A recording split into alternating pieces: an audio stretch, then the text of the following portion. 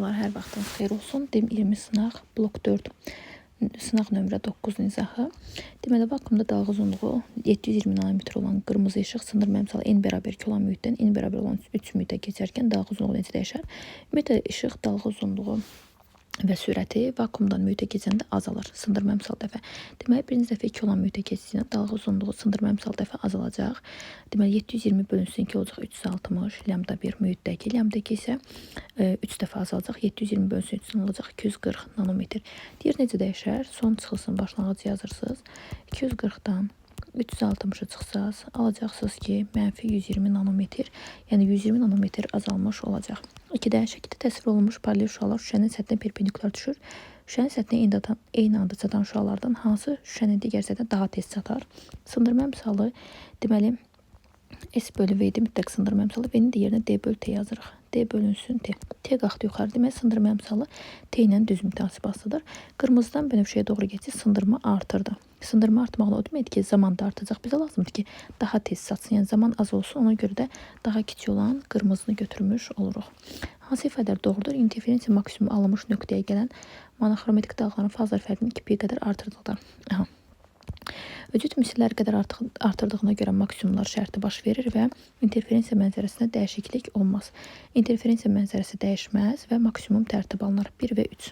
C variantı. 4-də hansı ifadələr doğrudur? Monoxromatik işığın 2 mühitin sərhədinə düşmə bucağı və düşmə bucağı alfa və sınma bucağı qammadır. Alfa kiçik qamma olarsa. Deməli, alfa kiçik qamma o deməkdir ki, birinci mühitdəki düşmə bucağı sınma bucağından ikinci mühitdəkindən kiçikdir. Sındırma əmsası bunun tamamilə tərsinə olmalıdır. Sürət dalğa uzunluğu eyni, yəni necə eyni? Bucaqla eyni, yəni düz mütəsibası olaraq V1 kiçik V2 və lambda 1 kiçik lambda 2 olmalıdır. Amma tezliklər isə bir-birinə bərabər. Bu səhvdir. Baxaq, biz yazmışıq N1 böyük N2 bu səhv verib. Yazmışıq lambda 1 kiçik lambda 2 V1 kiçik V2 2 və 3 D variantı. 5-də koherent dalğaların interferensiya mənzərəsində toplanan dalğaların fazlar fərqi üçün Euler və inteqramına uyğun bəndlər müəyyən edin. 5P təkdir, 4P cütdür. Cütdə maksimumlar, minimumlar. Minimum alınır bura. İnterferensiya maksimum alır bura. Dalğa uzunluğu bəli, koherent dalğalarda dəyişmir. 3 bura. Tezlik və dalğa uzunluğu eyni. Fazlar fərqi sabit olmalıdır. Bu nöqtədə yekun rəqslərin amplitudu azalır. Azalır gedəcək minimuma, yəni bura 4. Maksimumda amplitudu artır. 5-də gəldi bura. Deməli 1, 4, 3, 2, 5. 1, 4, 2, 5, 3. A variantı. Hansı ifadələr doğrudur? 300-lü şüşə prizmada işığın dispersiyası baş verdikdə tezliyi böyük olan işıq üçün mühitin sındırma əmsalı böyükdür. Bəli. Deməli, qırmızıdan bənövşəyə doğru getdi. Tezliyi, sınma artır. Yuxarıya doğru getdikcə isə sürət və dalğa uzunluğu artır. 1 düzdür. 2 deməli səhvdir. 3-də dalğa uzunluğu böyük olan işığın sındırma əmsalı böyükdür. Xeyr, dedik tezliyi böyük olanda böyük olur. Dalğa uzunluğu böyük olan işığın sındırma əmsalı kiçikdir. 4 düzdür. Deməli, 4-də düz götürdük. Tezliyi böyük olan işığın sürəti böyükdür. Xeyr, demişdik, dalğa uzunluğuna sürəti eyni götürürük. Dalğa uzunluğu böyük olan işığın sürəti böyükdür. Düzdür. Deməli, oldu belə. 1, 4, 6 B variantı. Monoxromatik işıq şüasının hava şüşəsi ümidlərində yolu təsvir olunub. Şüanın şüşədə sürüşmə məsafəsi A hansı halda azalar? Baxaq, işıq dalğa uzunluğu azalarsa, deməli, işığın dalğa uzunluğu azalarsa, dalğa uzunluğunun azalmağı o deməkdir ki, qırmızıdan bənövşəyə, yəni daha çox aşağı işıq şüası düşüb, məsələn, qırmızı düşüb bənövşəyə, bənövşəyə də sınması böyük olduğundan o daha çox sınaraq perpendikulara yaxınlaşır, məsafə artacaq, A məsafəsi artdı. Şüşənin qalınlığı D azalarsa, şüşənin qalınlığını D-ni azaltsaq əgər. D-ni azaltsaq, məsələn, bura kimi gətirsək, bəli, məsafə baxın, olacaq burada məsafə azaldı. 2-ni götürdük. Şüşənin sındırma əmsalı daha kiçik şəffaf mühitlə əvəz etdikdə, bəli, sındırma əmsalı əgər kiçik olarsa, bizdən azalmasını istəyirdi. Sındırma əmsalı daha kiçik olarsa, işıq şüası perpendikulardan biraz da uzaqlaşar. Məsələn, gəlib buradan keçər, A məsafəsini azaltmış olaraq. 2 və 3 C variantı. Verilmiş cisimlərin sferik güzgüdə alınmış xəyalların hansılar güzgünün qarşısında alınıb? Deməli, burada F-ə qədər xəyal, yəni F-ə qədər dediyimiz bu məsafədən F-ə qədər məsafə həqiqi tərsinə alınır və xəyal güzgünün qarşısında, öz tərəfində alınır. Ona görə cavabımız olacaq 2-3. F-də alınmırdı, F-dən kiçik məsafədə isə güzgünün arxa tərəfində alınırdı, digər tərəfində. 9. Şəkildə kimi güzgünün üzərindən şaqlı yuxarı atılmış cismin qalxma müddətində T qalxma bərabər V0 bölünsün J. 20 bölünsün 10-dan alarıq ki, qalxma müddəti 2 saniyədir. Getdi. Qaldı nə? S ilə Y. Bizdən görə nə soruşur? Cismin qalxma müddətində xəyal nəzərin cismi, xəyal nəzərin sürəti. Cisim yuxarı qalxanda xəyal da həmin sürətdən aşağı düşür. Bir-birinə nəzərin sürəti olacaq 40. Deməli olacaq C variantı. Sonsuzluqda olan cismin gözdə xəyalının alınması təsvir olunub. Göz qüsuru və onun aradan qaldırması üçün istifadə olunan eynəyin optik qüvvəsi üçün hansı ifadə doğrudur? Deməli uşaqlar, normalda xəyal alınmalıdır tor təbəqəsində, amma bu isə tor təbəqədən daha yaxında alınıb gözə. Deməli bu yaxından görmə qüsurudur. Yaxından görmə zamanında yaxını görür, uzağı görə bilmək üçün səpəci linzalı eynəkdən istifadə olmalıdır. Səpəci linzanında fokus məsafəsi və optik qüvvəsi 0-dan kiçik olur. Deməli olacaq A variantı. 11. Hansı ifadələr minimumlar şərtidir? Birinci uşaqlar 2-lər ixtisar gedir, qalır kalyamda, yəni tam ədəd qalır, bu maksimum şərtidir. İkinci minimum şərtidir. Üçüncü də minimumlar şərtidir, çünki tək ədədlər alınır. Burada kəsirli ədəd, burada ise tək ədədlər aldığına görə minimumlar şərti olacaq 2 və 3. Uşaqlar 2, 3 həm də Y-də verib, C-də də verib. İkisindən biri fərq eləməz. 12. Lupada cismin xəyalının xətti ölçüsü 2 dəfə böyük alınır. Cisimdən xəyala qədər məsafə, cisimdən xəyala qədər məsafənin linzadan cisimə qədər məsafəyə nisbətini.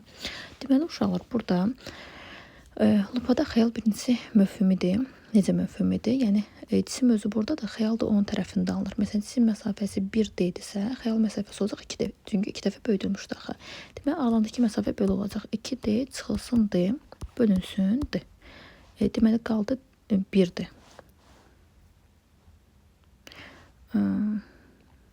Cisimdən xəyala qədər məsafənin linzadan cisimə qədər olan məsafəyə nisbətini hesablayın. Hesabladıq və 1 aldıq.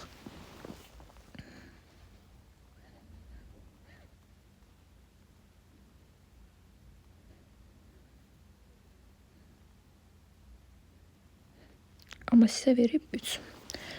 Deməli uşaqlar, baxaq görək nə isə verir. Lupada cismin xəyalının xətti ölçüsü 2 dəfə böyük alınır. Cisimdən xəyala qədər məsafənin, cisimdən xəyala qədər olan məsafə. Buradan bura uşaqlar üzrlü sayın. Cisimdən xəyala qədər olan məsafə. Yəni 1'dir, yazmışıq da 1'dir. Linzadan cisimə qədər olan məsafəyə. Linzadan cisimə qədər məsafədə 1D'dir. Amma bir cavabı yoxdur. 13. İnterferensiya mənzərəsi yaradan. Deməli, interferensiya mənzərəsi yaradan monoxromatik şüaların fəzanın müəyyən nöqtəsində fazlar fərqi delta fi bərabər 3pi olursa, bu nöqtə yollar fərqini müəyyən edin. Deməli, delta fi bərabərdir 2pi delta D bölünsün lambdadır.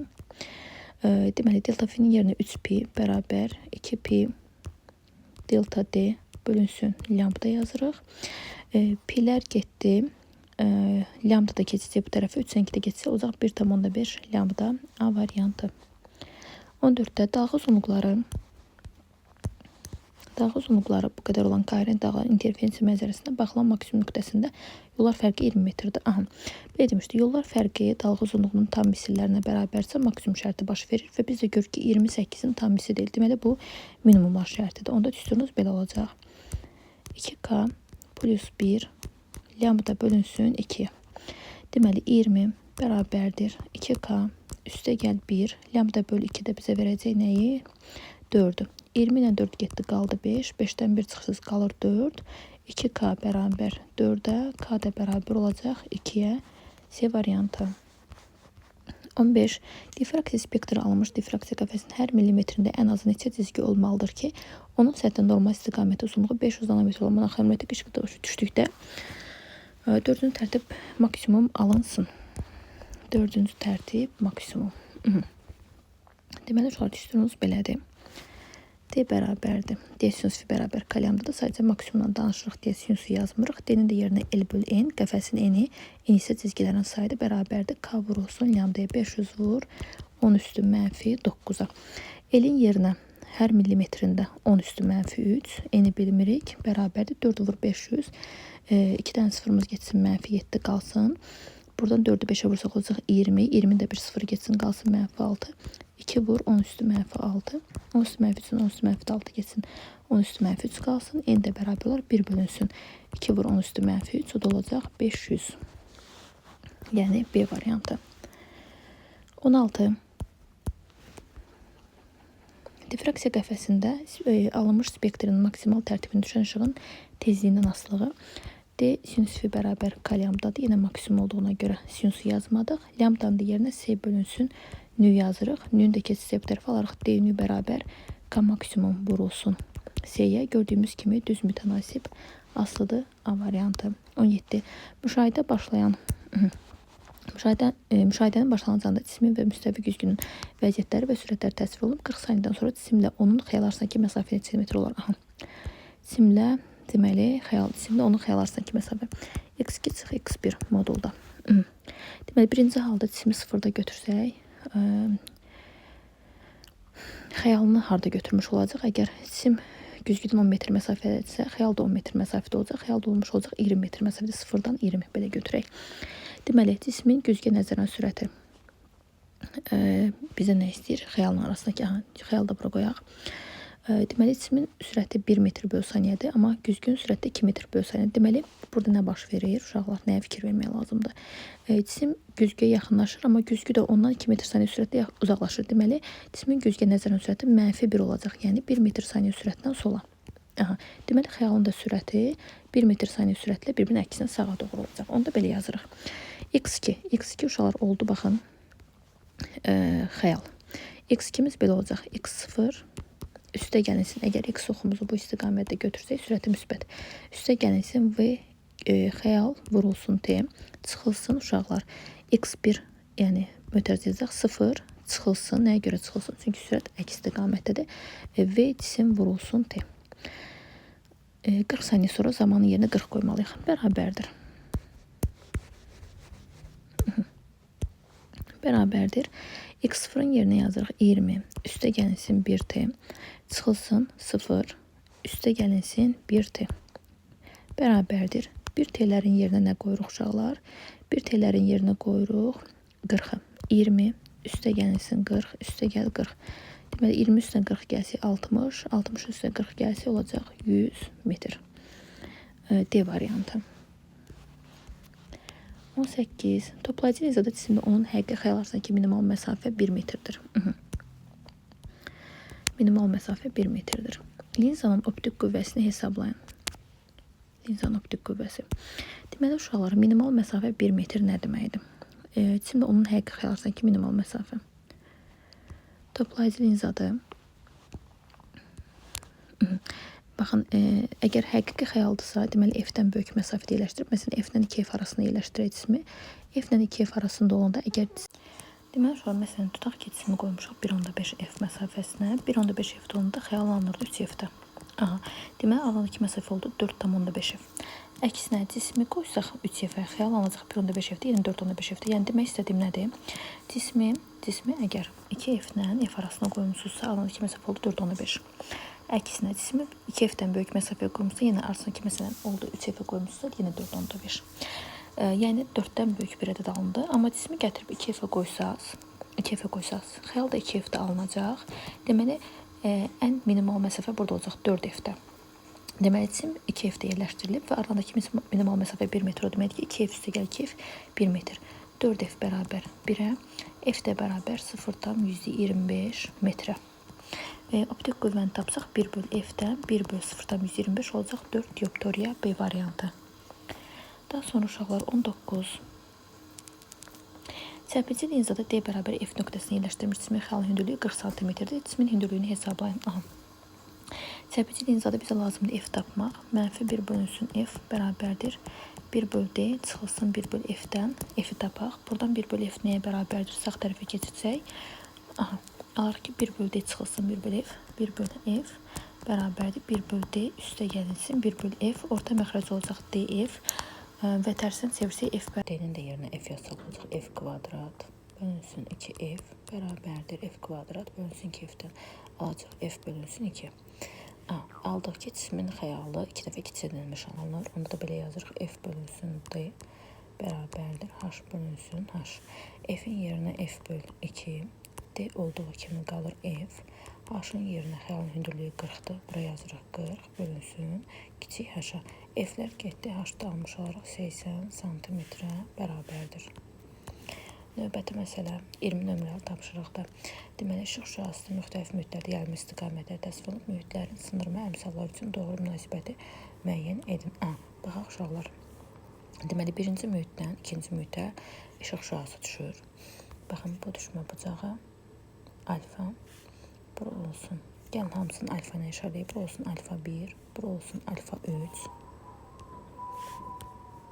Alfa 3. Daha sonra uşaqlar yenə bura olsun alfa 3. Çünki eyni mühitdədir. Düşmə, qayıtma qanunlarımız ödəndi. Bu da olsun alfa 2. İndi müqayisə eləyib. Və bilirik ki, sındırma əmsalı bucaqla tərs mütasibasıdır. Ən böyük bucaq alfa 2-dir. Daha sonra baxın, alfa 1 ilə alfa 3-ü müqayisə eləsək, gəlin bunu qəşəng çəkək, müqayisə eləyək və görək hansı böyükdir, hansı kiçikdir. Baxın, alfa 1 alfa 3-dən böyükdür. Bunu necə başqa müqayisə eləmək? Baxın, alfa 1-i uzadırsınız. İstiqamətini dəyişmədən uzadırsınız. Görəcəksiniz ki, əgər sınmasaydı bucaq, baxın, bu olmalıydı. Amma sınıb perpendikulyar yaxınlaşdığa görə bucaq kiçik. Deməli, ən kiçik bucaq alfa 3.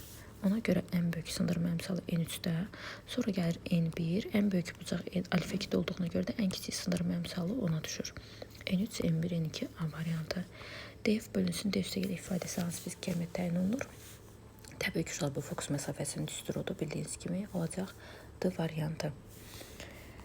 Daha sonra 22-dən 45 dərəcə bucağı altında yerləşdirilmiş güzgü təsvir olunmuşdur. Cismin verilmiş istiqaməti hərəkəti zamanı onun xəyalının hərəkət istiqamətini müəyyən edir. Uşaqlar, müxtəlif üsullarını eləyə bilərsiniz, fərqi yoxdur. Mən gətirdim bunu başlanğıca.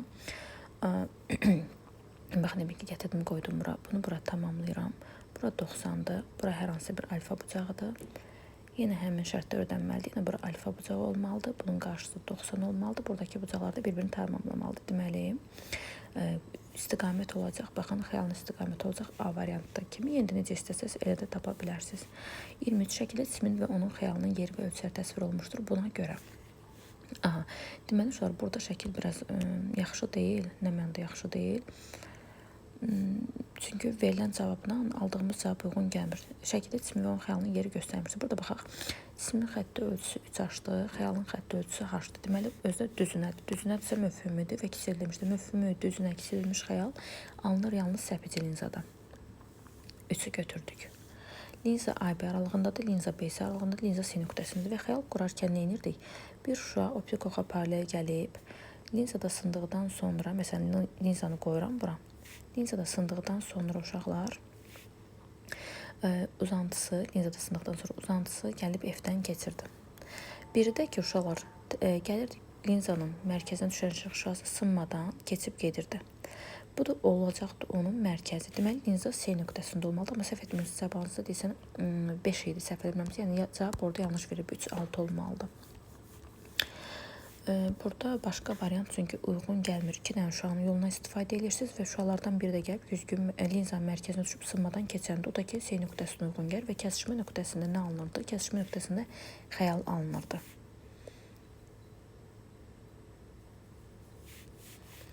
E, 24 toplayıcı linza D bərabər 3F-də qoyulmuş. Dirciyin xəyalın hündürlüyü 20 cm-dir. Dirciyin hündürlüyünü hesablayın. Uşaqlar necə ki 2F əzbər bilirsinizsə, bunu da deyib, bunu da 3F-dədirsə, əgər 3F-dədirsə, xəyal alınacaq 1.5 F-də. Əksi də doğrudur. Cismin özü 1.5 F-dədirsə, xəyal alınır 3 F-də. Toplayıcı linzadan gedir söhbət. Deməli, D bərabər 3 F-də, F bərabər 1.5 F. Bilmirsiniz, nazik linza düsturunu yazıb hesablayırsınız. Deməli, xəyal 2 dəfə kiçik alındı. Yenə yazırsınız, F bölünsün D bərabərdir H bölünsün H-a. 1.5 F bölünsün 3 F bərabərdir H-ın yerinə. H-ın yerinə H-anın xəyalın xətti ölçüsü 20 bölünsün kiçik aşağı. F-lər getdi. Burada 1 qaldı ki, H-da bərabər olacaq 40 cm və ya görürsünüzsə cismin biçim məsafəsi, xəyal məsafəsindən 2 dəfə böyük olduğuna görə hündürlüyü də, cismin hündürlüyü də, dircinin hündürlüyü də xəyalın hündürlüyü 2 dəfə böyük olmalıdır, 40 cm. Şəkildə verilənlərə görə linzanın fokus məsafəsini hesablayaq. Deməli, uşaqlar, bura 120 cm-dir. Bura 120-dirsə, baxın, 2 dəfə böyüdülmüş, 2 dəfə kiçildilmiş xəyal alınıb. Deməli, elə cisim məsafəsi də xəyal məsafəsindən 2 dəfə böyükdür. Bura 240-dır. Fokus məsafəsini hesablayaq. Həqiqi xəyalda tərsinə çevrilmiş alınıb. Onda f vurulsun d bölünsün f üstə gəlsin d yazırsınız. Yerinə qoyub hesablamalarımızı aparaq. Deməli olacaq belə 240 vurulsun 120 bölünsün 240 üstə gəl 120 yəni 360. 1, burada qaldı 3, 240-dan 3 gedir, qalır 80 cm. Deməli, fokus məsafəmiz 80 cm bərabərdir. 26. Difraksiya qəfəsinin üzərinə perpendikulyar istiqamətdə dalğa uzunluğu lambda bərabər 600 nanometr olan işıq şüası düşər. Qəfəsdən ekrana qədər məsafə 1 metr və qəfəsin sabiti D bərabər 0.5 mm-dir. Mərkəzdən bir tərəfdə birinci və üçüncü maksimumlar arasındakı məsafəni hesablayan kiçik bucaqlarda sinüs tangenslə əvəz edin. Aha. Deməli uşaqlar, difraksiya qəfəsində baxın, bu bizim olsun yarığımız, burada olsun ekran, buradan gələn işıq şüası, bax, bura olsun bizim maksimumumuz, buradan birinci tərtib, birinci və üçüncü tərtib, bura olsun birinci tərtibimiz 1, burada olsun üçüncü tərtib maksimum, burada olsun 3. İndi bizə nə deyir uşaqlar burada? Birinci və üçüncü maksimum arasındakı məsafəni təyin edin. Bura olsun x3, burada olsun x1. x3 çıxılsın, x1-i tapmaq lazımdır. İndi tapmağa çalışaq və bizə görə nə verib? Dalğa uzunluğu 600 nanometrdir. D sinus f bərabərdir k lambdadır. İndi uşaqlar bir şey var ki, sizə burada sinusu deyir, tangensdən əvəz eləyin. Çünki kiçik bucaqlarda sinus tangens alfa qəbul etməli. Gəlin tangenslərimizi tapaq. Deməli, qəfəsin ekrana qədər məsafə 1 metrdir. Bura olan məsafəmiz 1 metrdir. Bura 1 metrdir. Aha, deməli, baxın, bu olacaq bizdə artıq 1 metr. Bura 1 metrdir. 1 metr yazdıq. Qəfəsin sabiti 0.5 mm-dir, onu bildik. İndi bucağımızı tapmaq çalışaq. Bura fi bucağımızı qoyaq və baxın, tangens tapacaq uşaqlar. Tangens tapanda nə edirdik? Bucağın qarşısındakı katet ikisini də götürsünüz və bucağın qarşısındakı katetin bucağa bitişik katetə nisbəti. Deməli, birinci halda tangens fi bərabərdir x1-in 1-ə nisbəti. Bu olacaq x1. İkinci halda tangens fi 2 bərabərdir. Elə yenə x3-ün 1-ə nisbəti, bucağın qarşısındakı katetin bucağa bitişik katetə nisbəti x3 bölünsün 1. Bu da oldu x3. Deməli, tangens f1 bizə verir x1-i, tangens f2 də bizə verir x3-ü. İndi buradan tangensimizi tapaq. Birinci halda tangens f1, düz alfa ilə verib artıq f-nə yazdım. f1 bərabərdir, k lambda bölünsün d-yə. K birinci tərtibi idi. K-nın yerinə 1 yazırıq. Lambdanın yerinə 600 nano yazırıq. Yəni 600 vurulsun 10 üstü mənfi 9 yazırıq. D-nin də yerinə 0.5 milli, yəni 5 vurulsun 10 üstü mənfi 4 yazıb hesablayaq. Buradan 10 üstü mənfi 4, 10 üstü mənfi 9 getdi, qaldı 10 üstü mənfi 5. 2 dənə sıfırımız getsə qalacaq mənfi 3. 6-nı da 5-ə bölsək olacaq 1,2. 1,2, 10 üstü mənfi 3 də saxlayaq. Çünki deyir milli ilə hesablayın. Milli. A. Daha sonra tangens f2-ni də tapaq. Tangens f2 də bərabərdir k lambda, yəni 3-cü tərtibdə k vurulsun 600 nano, yenə 600 vur 10 üstü mənfi 9 bölünsün 5 vurulsun 10 üstü mənfi 4. Yenə eyni qaydada burada qaldı 10 üstü mənfi 5. İkisi də buradan geçsin, qalsın mənfi 3. 3-ü də 6-ya vurub 5-ə bölmək lazımdır. Birincisi 6 ilə 5-ə baraq 1,2. Bu da oldu 3,6. Elə bayaqlarda dedik ki, məsafələrimiz elə tangenslərin özünə bərabərdir. Deməli, elə x3 çıxılsın x1 bərabər olacaq 3,6 çıxılsın 1,2 bərabərdir 2,4. Yaxşı sualdır bu. Aha, bu da oldu sizin məsafəniz. Sonra uşaqlar, baxaq növbəti məsələyə, uyğunluğu deyir müəyyən edin. Deməli, burada simdən xəyala qədər olan məsafə 180-dir və xəyal 2 dəfə böyüdülmüşdürsə, deməli, bura x-dırsa, burada olacaq 2x. X 2x oldu, 3x bərabər 180-ə, x də bərabər olacaq 60-a. Bura 60, burası 120-dir. Linzadan cismə qədər olan məsafə, linzadan cismə qədər olan məsafə 60 b. Linzadan xəyala qədər məsafə, 120 d. Linzanın fokus məsafəsi f bərabərdir, həqiqi çevrilmiş və deməli, burada alınıb böyüdülmüş xəyal, əsot ki, həqiqi və çevrilmişdir. Onda düsturunuz belə olur, f-də bölünsün, f üstə gəlinsin, d-dən f-də 120 vurulsun 60, bölünsün cəmləri 180, 1, 3 olacaq 40 cm A variantı. Şəkildə nazik linsada cismin və onun xəyalının yeri və ölçüləri təqdim olunmuşdur. Cisimdən xəyala qədər məsafə 40 cm-dir. Hansı linzadan istifadə olunmuşdur və necə xəyal alınmışdır? Baxırıq uşaqlar, cisim kiçikdir, xəyal böyükdür və düzünədir. Möfhümü düzünə böyüdülmüş xəyal alınır toplayıcı linzada. Toplayıcı, möfhümü düzünə böyüdülmüş xəyal. Linzanın fokus məsafəsini, əgər möfhümü düzünə böyüdülmüş xəyalcı, möfhümü xəyalda uşaqlar, linzanın fokus məsafəsini tapanda 1/f bərabər idi, 1/d çıxılsın, 1 bölünsün modul f-nə görə çıxılsındır. Çünki aralarındakı məsafəni tapsaq, uşaqlar eyni tərəfdə olduqlarına görə elə bil ki, f çıxılsın, d yazmaq lazımdır. Sizə bərabərdir. Orta məxrəc df, yuxarıdasa f çıxılsın, d alınır. F də bərabər olacaq bunun tərsinə. Yəni, df bölünsün, f minus d-yə bərabərdir. Cisimdən xəyala qədər məsafə 40 cm-dir. Cisimdən xəyala qədər məsafə 40 cm-dir. Belə deyək uşaqlar. 3 dəfə böyüdülmüş xəyaldırsa, cisimdən linzaya qədər olan məsafə x-dırsa, bura x-dırsa, xəyaldan linzaya qədər məsafə isə olacaq 3x. Çünki 3 dəfə böyüdülmüş xəyalda məsafələr də belə olmalıdır. 3x 40-a uyğun gəlir. Bizə lazımdır tapmaq. Üzr istəyirəm, 3x yox, bura 2x-dır. Çünki ümumi 3x-dırsa, bura nə qədər qalır? 2x. 2x uyğun gəlir 40-a. X də bərabər olacaq 20 cm-ə. Deməli, x 20 cm-dirsə, cisim məsafəsi olacaq d bərabərdir 20. Xəyal məsafəsi 3x olduğuna görə bu da 60-dır. İndi yerinə qoyaq 20 vurulsun 60. 60 çıxılsın 20. Deməli, burada qaldı 40. 20 ilə 40 gedir, qaldı ki, 60 bölünsün ki, olacaq 30 cm. Deməli, fokus məsafəsi də oldu 30 cm. Daha sonra müvafiq düsturlar yazmaqla baş optik oxun eyni bir nöqtəsində yerləşdirilmiş cisimlərin xəyalların hündürlüyü cismin hündürlüyündən asılı qrafikini qurun. Və grafikin absis oxu ilə əmələ gətirib bucağın tangensini hesablayın. Deməli, uşaqlar, Q-nin düsturu və ya qammanın düsturu h bölünsün h idi. Belə yazaq buradan. H-ın h-dan asılığı h bərabərdir. Qamma vur h. Deməli, düz mütənasib asılıdır. Və bizdən istəyir ki, əmələ gətirib bucağın tangensini. Tangens nəyə bərabərdir? Qarşı qaydetin, bitişik qaydetin nisbəti, yəni h bölü h ilə bu bizə verəcək deməli xətti böyütməni. Və cismin xətti ölçüsü h, xəyalın xətti ölçüsü 3h idi. Olacaq 3h bölünsün h bərabər olacaq 3-ə bu da oldu tangens alfanın qiyməti. Sağ olun uşaqlar.